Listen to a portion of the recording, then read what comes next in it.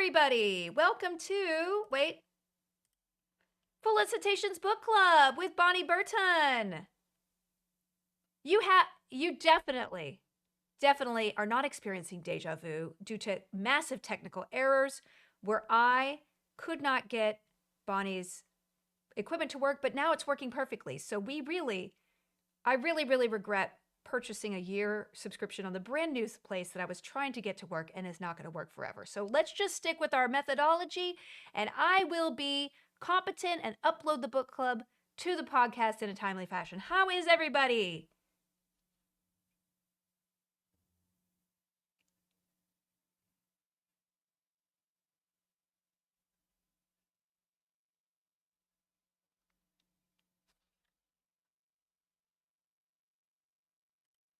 We grow closer to our viewers because they're willing to put up with that. So thank you, Yes. viewers, for doing Well, that. we've had massive technical difficulties, not only of which that you were muted up until that point. That was my fault. So we're doing a great job here. Hello, podcast listeners. I am uploading to the podcast feed now. We have a live audience always when we do book club. It's a wonderful time to kind of interact with everyone and celebrate our love of one book every month or so. Right, Bonnie? You can hear me, right? Yes, we can hear you. Unfortunately, I had you set on mute. It's one of those days. It's Friday. Bonnie, I know that we already caught up for about a half hour on the other service where it actually just did not work with your technique. I don't know what happened, but we're here, we're recording, and we're talking about God Killer. And God Killer is a really cool book. And I just want to maybe just talk it through the description of it. And then we could discuss it and then talk about next month's book and what you've been up to and all of it. So I want to hit the book though, because we did have a whole wonderful time. Okay. Sure. So the name of the book is God Killer by Hannah Kanner, who is a Scottish redhead, so clearly the best of the best. I mean, come on. And I think she's also a video game fan that I saw in her biography. So there you go. And this is her first novel, right? Yeah, I think it was a debut. So here's a description of the book. Okay. And it's also for fans of The Witcher and Gideon the Ninth, which I found this to be way less gritty than those two, but okay. Gods are forbidden in the kingdom of Midrin. Formed by human desires and fed by their worship, there are countless gods in the world, but after a great war, the new king outlawed them and now pays god killers to destroy any who try to rise from the shadows. As a child, Kissin saw her family murdered by a fire god. Now she makes a living killing them and enjoys it. But all this changes when Kissin is tasked with helping a young noble girl with a god problem. The child's soul is bonded to a tiny god of white lies, and Kissin can't kill it without ending the girl's life too. Joined by a disillusioned knight on a secret quest, the unlikely group must travel to the ruined city of Blenredin, where the last of the wild gods reside, to each beg a favor. Pursued by assassins and demons, and in the midst of burgeoning civil war, they will all face a reckoning. Something is rotting at the heart of their world, and they are the only ones who can stop it. Bonnie. Yeah. What did you... Yeah, I mean, boom. I mean, we're talking fantasy. It's got everything. It's got gods and bloodshed and little kids. And what did you think of God Killer? I picked this one because I like the cover. I'll just say straight up. Well, I was curious if that was because I also judge a book by its cover many times when I buy books. I as you know, I'm not a huge fantasy reader. I go more towards urban fantasy. I loved cryptids, so I did like this, this. I don't want to call it a spirit animal because I don't want to take that away from an actual culture that exists in our world. But I do like any kind of animal companion or animal-like companion or cryptid companion. So I did like this for that because, as you know, I'm a huge jackalope fan. I own many jackalopes. I wrote a book about cryptids a couple years ago. I've been re-promoting because I'm trying to get cryptid project off the ground. So I'm I have cryptids on the brain. So I was very excited about this. And just to be clear, the god, so there's a girl named Inara, and she's about 12 years old, and she's one of the main characters. We have Kissin, who's like the god killer, and she's kind of like Geralt the Witcher. She's been there, done that, doesn't care about anybody. She's bi, and it's really cool. And Love she it. also Love doesn't have a bisexuality in a book. leg. Yeah, that was the other. So here's the thing. This book is very. I'm a huge fan of Witcher. I definitely saw the Witcher like connections Yeah, or yeah, at yeah. least influence. I'm also. I also like. Was it Gawain the Green Knight? Great. Well, Gideon the Ninth, which was super No, edgy. I know, but like Gawain. There's an actual. Oh, Is it Gawain? Gawain the Green Knight, like Yeah, the Arthurian legend. Yeah, of course. yeah. I got some vibes of that in the book a little bit as well. Mm-hmm. Maybe not everyone did, but I did. Again, I love that there's bisexuality represented in a book. I love that queer culture, queer sexuality is in a book, but it's not like the main thing. It's just like I think Witcher's too, whereas there's a lot of bisexuality and sex positive stuff. So and also there's a representation of people that don't always get represented in fantasy books. So I liked it for all of the world building. I liked the characters. I liked the animal-esque companion. I like the idea that there's multiple gods, but that you're not really supposed to believe in them because obviously the war thing, but also they're very. I feel like Greek gods in the way where they all have human-esque problems. They Like have they're their own not. agenda, right? And basically, people's Yeah, worship, it kind of treats faith as sort of their manna. So people yeah, worshiping them feeds them and helps them develop their strength. And their shrines are essentially their homes, right? And if you destroy their shrine, if they're not strong enough, they get destroyed completely. And it was really, yeah, you're right. They're less gods, but then like spirit beings who prey or feed off of human devotion. yeah. Which is, I think, that's how I kind of view gods, demons, whatever. I grew up in a religious sort of religious household. It's very religious now. It's more religious than it was when I grew up in it. And Mm-hmm. solo god, not multiple. But I believe more in Mother Earth. Like I'm a forest witch, so of Gaia course I'm gonna kind of, be yeah, that. I like it. But yeah, If I could pick a god, mother, Gaia would be my pick. Yeah, She's got it going Gaia on. also I feel like it's gonna wipe us out at any moment. So Yeah. and we deserve it. So I'm okay. I had a good run, so I'm okay. But but I do love a book where the gods are just as problematic as the humans. And also they're bitter. They're also annoyed. They also have this big war. I like that stuff. So I like that in a fantasy book. But the reason I really liked this book was it felt self-contained. I mean, for a debut novel, it was really good. Short sentences. Here's the thing. I have ADHD. I am ADHD AF. I am like fully distracted constantly. To read a book, I have to read a physical book. I can't do audio because I'll just get distracted and do other stuff. So I Yeah. need but for this I did an ebook because I was like, okay, I'm on my computer, I'll just read it that way. Whatever. And here's the thing. It didn't lose me. Like a lot of fantasy books can be a bit sprawling. You know what Yeah, I it mean? was Like, very concise and it yeah, felt epic. It felt like an epic fantasy, but it's short of 300 pages, which is, yeah, by the way, it's like a movie. Movies should not be yeah. over 3 hours, 2 hours. I think a movie should be an hour and a half to 2 hours, preferably an hour and a half. Like, I don't have I time. agree. So, Well, we don't have time, but also I just get and I forget, and I'm dyslexic, yeah. so it's like I got stuff to do. So it's And kind of there's a like lot, like, listen, when I was reading that description, I had never read those words out loud, and I was like, Braith, what the and it, like, the god that inhabits Inara's heart, or is yeah. tied to her, is called Skid, Skedisith? Skedi? Here's a I don't even, I've never said it out loud, so I had to write it down, I and wonder. yeah. I wonder this because when I worked at Lucasfilm for a long time, I think I might have asked George this question. Why do you always come up with creature names, planet names that are almost impossible to spell or pronounce? And I said it in a nice way because I didn't want to get fired. I think he was influenced by sprawling fantasy books. I Yeah, know, of course. probably Lord of the Rings, that sort of thing. Yeah. Where they have long, but also Shakespearean names are long, whatever. It's not like Dickens where the name is kind of defines that person. Mm-hmm. So I know it's a thing in fantasy. I know it's a thing in sci-fi. Everyone wants to be different. Everyone wants to, but I know we've talked about this in other book clubs and our previous book club, Vaginal Fantasy Romance Book Club. I know I've mentioned this many times.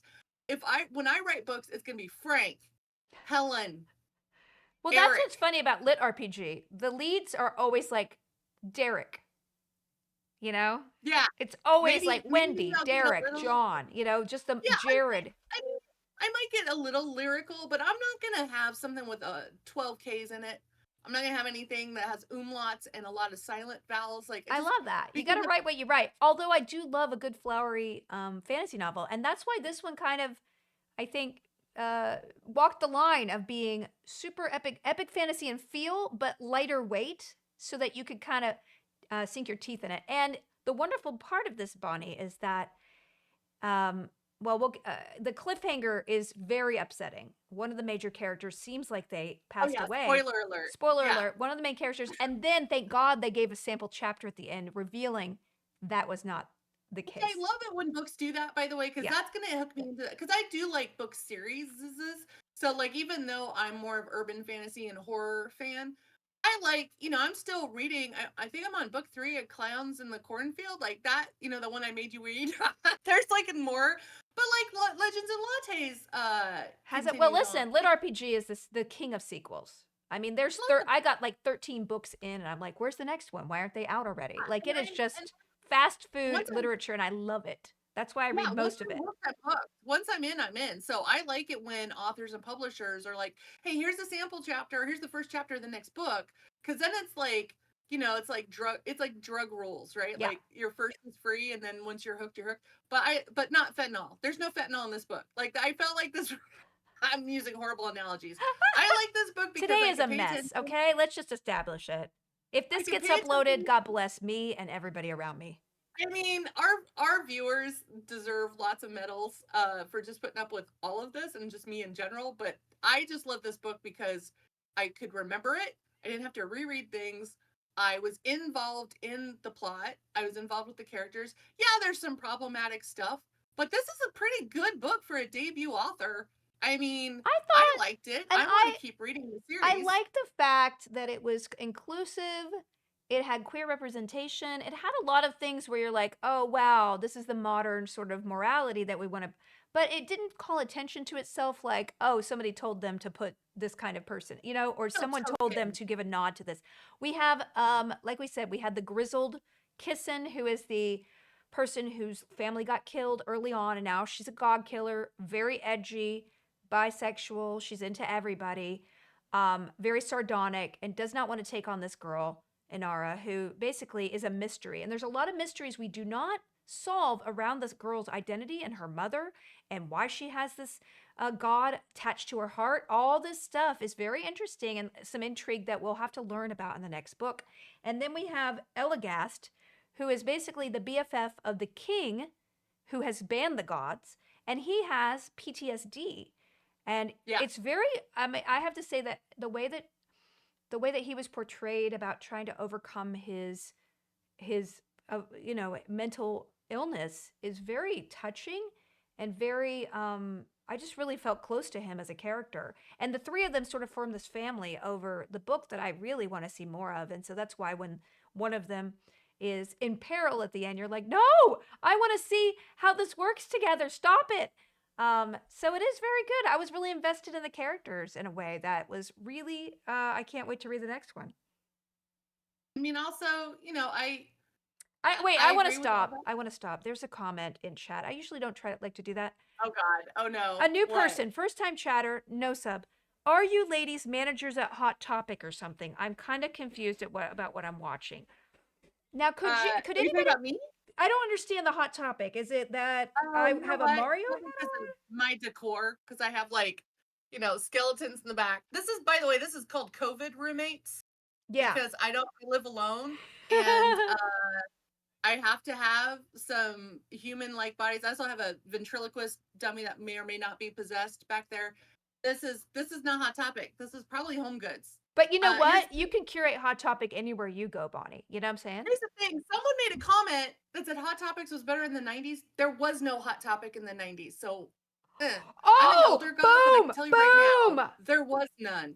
I had to dye black everything I bought from Goodwill and Kmart. Wait, what was the first year of Hot Topic? This is something. I'm sorry, but no, not where I lived. I lived in Colorado, and I was goth from 1989 in Montclair, California was the first Hot Topic. Here's the thing, Californians. Okay. You got fun stuff. The rest of us in the United States had to make it. Okay. So I don't know if it was a dig about Hot Topic. I love Hot No, Topic. because they said they loved Topic. I'm an elder goth. I own it, but here's the thing. I also have color. So there's lots of color in here. So I'm a I mean, but maximalist Hot with color. Topic is like, if you see the new Hot Topic, it's more like you're going to a convention room floor booth, you know, like convention booth. I would say there's a lot more Invader Zim and Beetlejuice and a lot, you know, the usuals. But I had to stop going in there because when they had concert T-shirts, it was like walking through my ex's, like Mm-hmm. ex-boyfriend, ex-girlfriend museum. I haven't Because been I in a Hot dated a lot Topic in a of them. decade.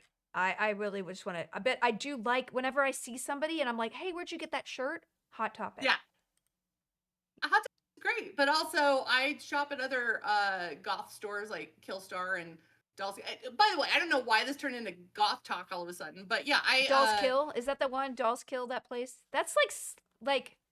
Now I was about to say a word that I don't like, but it was like provocative goth, right? Is Dolls Well, Kill? I'm trying to look more business attire goth, like Mm-hmm. more bookish goth instead of like, because I've been goth since goth. I've been goth before it was called goth. I was called a death rocker because Yeah. that's what they called goths back then.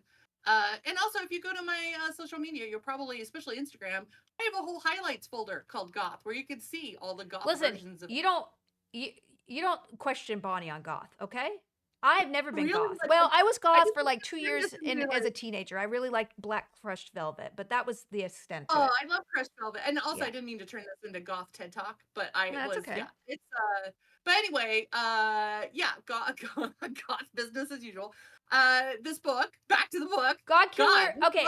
Hi. I mean, we don't really have much else to say or the time to say it, but I will say that oh God crap. Killer, I really enjoyed it. And the fact the sequel is coming out March 12th or something makes me so Yeah, happy because I won't have to wait for. I mean, if we read it 2 years ago or whatever when it first came out, we would be angry right now. But we're going to get a sequel right around the corner, which I think is yeah. awesome. And yeah, I highly recommend it. Again, the characters were cool. They were just, and I just really loved the idea that these gods depended on this faith. So really, they were dependent on the humans to exist, and then they became super powered when they got enough worship, which I think is a really cool concept, and a lot we could go a lot of different places in the future with it.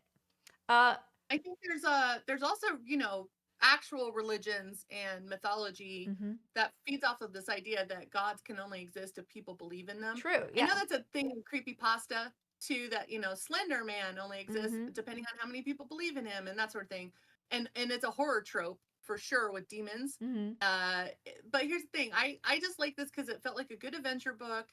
I like the representation. I like that it had PTSD in it because you don't always see that No, represented in no. fantasy Like books, I said, the especially when there's representation war. was very organic and not forced, which I really do Yeah. like.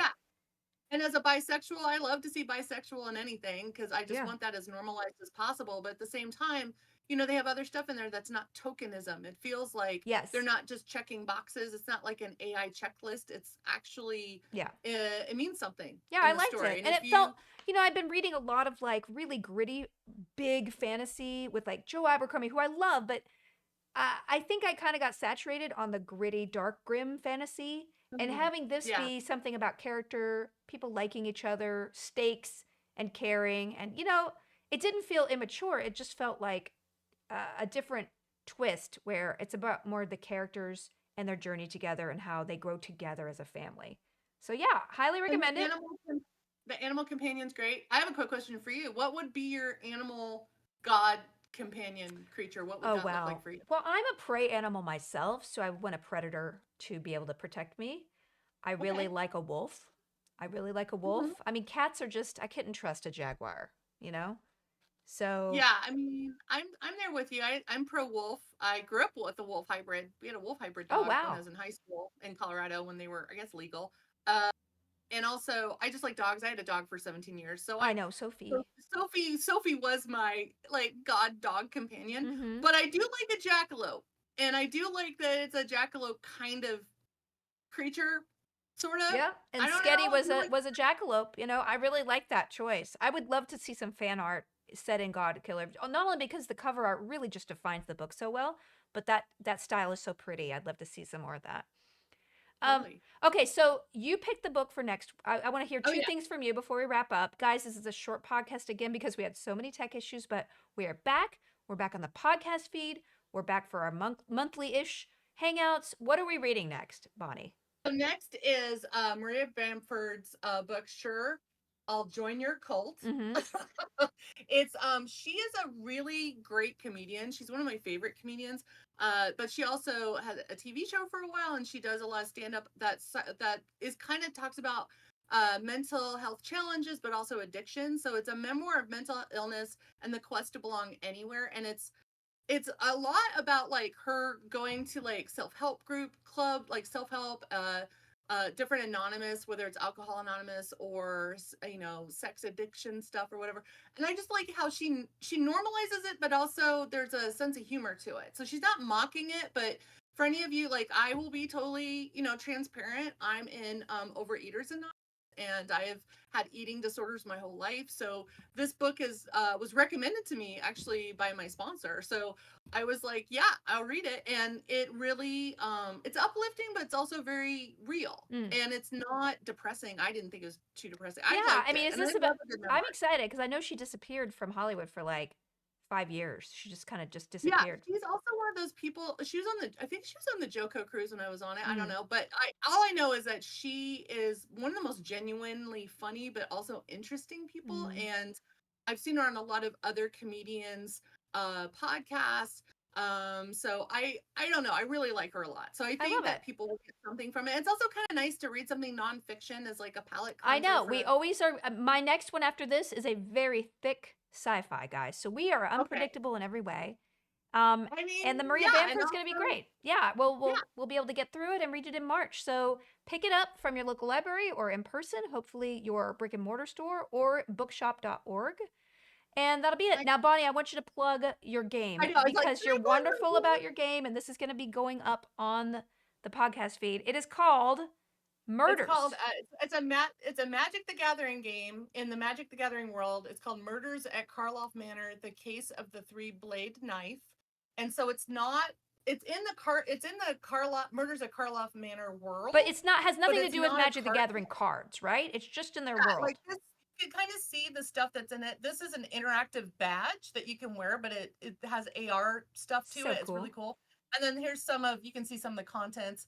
It's like a hunt a killer. Like I wrote murder mysteries for hunt a killer games. In fact, some of my games are still coming out from there. So it's like basically you're a detective, you get all the evidence, like, autopsy reports and witness statements and letters that are written in code and ciphers, and there's puzzles, and it's like an escape room in a box. So it's like a one evening kind of thing. You buy it for an evening with your friends? You buy it with your friend, but it's like, here's the thing. Because it's like all-in-one murder mystery, I made it kind of complicated. So good. Because I can't do anything simple. So you should. It's in that world, but it's gonna take you a while to figure out. You're gonna have to read a bunch. You're gonna have to figure out all the puzzles and ciphers. There's things to unlock. There's passwords you have to figure out. But it's in the world of Magic the Gathering, and it's in Karloff Manor world, which I love. So it's got this like air of mystery, this air of like, it's creepy as heck. I love it. I spent all year working on it. It looks amazing. I saw that Matthew Lillard is one of the co-writers. So it's from Beetle, even though it's Wizards of the Coast / Hasbro, which owns Magic the Gathering. It was done through Beetle and Grimm's, who have a great YouTube channel. You should totally check it out, where they play games. One of the co-founders of Beetle and Grimm's is Matthew Lillard. And I worked with John, who is one of the co-founders, and some of the other members of the team on this game. And I hope you guys like it. It's out now. You can buy it from brick and mortar stores that do Magic the Gathering sell those types of games, but also on the Beetle and Grimm's website. I think it might be on the Wizards of the Coast website, but I always stress, if you're going to buy something like this, support your local brick and mortar shop. Call it first though, because if you go over there and they don't have it, you'll be resentful and never buy online in person again. Also, sometimes those stores will order it for you. That's true. So and your local comic book shops also, do these games too. And I love Geeky Tees in LA. That's my favorite place. I know, and I think she's expanding. So yeah, so I might, Donna, if you're watching, I'll make sure you get this so you can check it out. But yeah, it's I'm very proud of it, but also I had a really crap year last year, and this many of us did, yeah. the light at the end of the tunnel that wasn't headlights. I know. It's a way to start the year off right. All right, you guys. Well, thank you so much. Read along with us about Maria Bamford's latest book, and we will see you in March. Thank you, guys. Bye. Gotta go offline.